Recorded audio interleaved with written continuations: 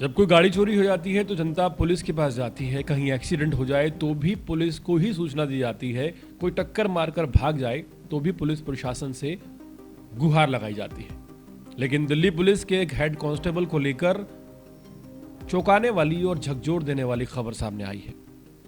यहां एक्सीडेंट करके भागने वाला पुलिसकर्मी है, चोरी की गाड़ी चलाने वाला भी पुलिसकर्मी है, और जिस बुजुर्ग की एक्सीडेंट में जान चली गई उसकी मौत का जिम्मेदार भी एक पुलिसकर्मी है। सबसे बड़ा सवाल यह है कि आखिर एक पुलिसकर्मी चोरी की गाड़ी क्यों चला रहा था। दिल्ली गाजियाबाद से जुड़ी एक सनसनीखेज घटना सामने आई है जिसने कानून के रखवाली करने वालों की भूमिका पर गंभीर सवाल खड़े कर दिए हैं। सुबह सड़क पर सैर करने निकले एक बुजुर्ग को कार से कुचलकर फरार होने वाला कोई अपराधी नहीं बल्कि दिल्ली पुलिस में तैनात हेड कांस्टेबल दीपक कुमार निकला। हैरानी की बात यह है कि आरोपी जिस कार को चला रहा था वो चोरी की थी, और यह घटना दिल्ली गाजियाबाद बॉर्डर के पास मोदी नगर इलाके की बताई जा रही है। बुजुर्ग का नाम हरिदत्त सैनी है, जो कि रोज की तरह टहलने निकले थे। तभी तेज रफ्तार से आई एक कार ने उन्हें जोरदार टक्कर मारी। टक्कर इतनी जबरदस्त थी कि बुजुर्ग सड़क पर गिर पड़े और गंभीर रूप से घायल हो गए। आसपास मौजूद लोग मदद के लिए दौड़े, लेकिन कार चालक एक पल भी नहीं रुका और मौके से फरार हो गया। हादसे के बाद स्थानीय लोगों की मदद से हरिदत्त सैनी को नजदीकी सरकारी अस्पताल में ले जाया गया।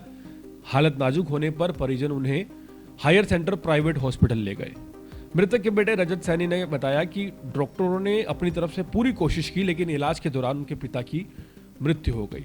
इस खबर के बाद परिवार में कोहराम मच गया और इंसाफ की मांग तेज हो गई। शुरुआत में यह मामला एक साधारण सड़क हादसे का बताने की कोशिश के आरोप लगे। परिजनों का कहना है कि पहले लीपापोती की गई, लेकिन जब जवाब बढ़ा तब पुलिस ने आसपास लगे सीसीटीवी कैमरों की फुटेज खंगालनी शुरू कर दी। फुटेज सामने आते ही पूरा सच उजागर हो गया। जांच में पता चला कि हादसे के वक्त कार चला रहा व्यक्ति दीपक कुमार था, जो दिल्ली पुलिस में हेड कांस्टेबल है और दिल्ली के शाहदरा जिले के साइबर थाने में बाकायदा तैनात था।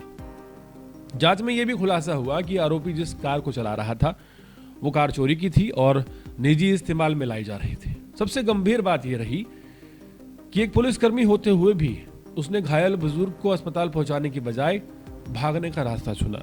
यह व्यवहार न सिर्फ अवमाननीय था बल्कि कानून के प्रति घोर लापरवाही भी दर्शाता है।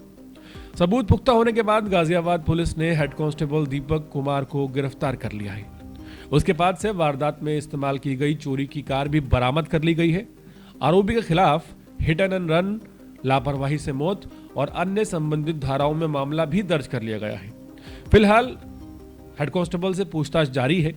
इस पूरे मामले पर दिल्ली पुलिस के जो वरिष्ठ अधिकारी हैं वो लगातार चुप्पी साधे हुए हैं। हालांकि ये घटना एक बार फिर सवाल खड़ा करती है कि जब वर्दी पहनने वाले ही कानून तोड़ने लगे तो आम नागरिक की सुरक्षा और भरोसा किस तरह से कायम रहेगा।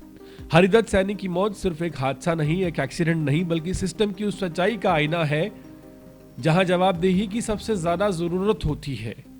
इसी बीच एक अहम सवाल यह है कि चोरी की गाड़ी पुलिसकर्मी ने आखिर क्यों चलाई। यह सवाल जितना सीधा है उतना ही गंभीर भी है। क्या वो गाड़ी महज निजी इस्तेमाल के लिए चलाई जा रही थी या उठाई गई थी? क्या थाने के अंदर ऐसी गाड़ियों का दुरुपयोग पहले से होता आ रहा है जो कि चोरी के बाद बरामद की जाती हैं और सालों तक थाना परिसर में धूल खाती हैं? या फिर ये एक ऐसी सच्चाई है जिस पर वर्दी की आड़ में लंबे समय से पर्दा डाला जा रहा है? सूत्रों के मुताबिक कुछ पुलिसकर्मी चोरी की गाड़ियों को अपने निजी कामों में इस्तेमाल करते हैं ताकि ना तो पहचान सामने आए और ना ही कोई सीधा सवाल पूछा जाए।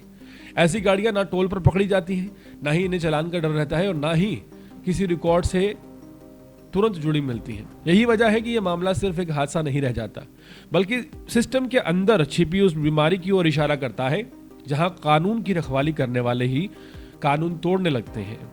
आज सवाल सिर्फ एक बुजुर्ग की मौत का नहीं है। सवाल यह है कि अगर पुलिसकर्मी ही चोरी की गाड़ी चलाएंगे तो जनता किस पर भरोसा करेगी।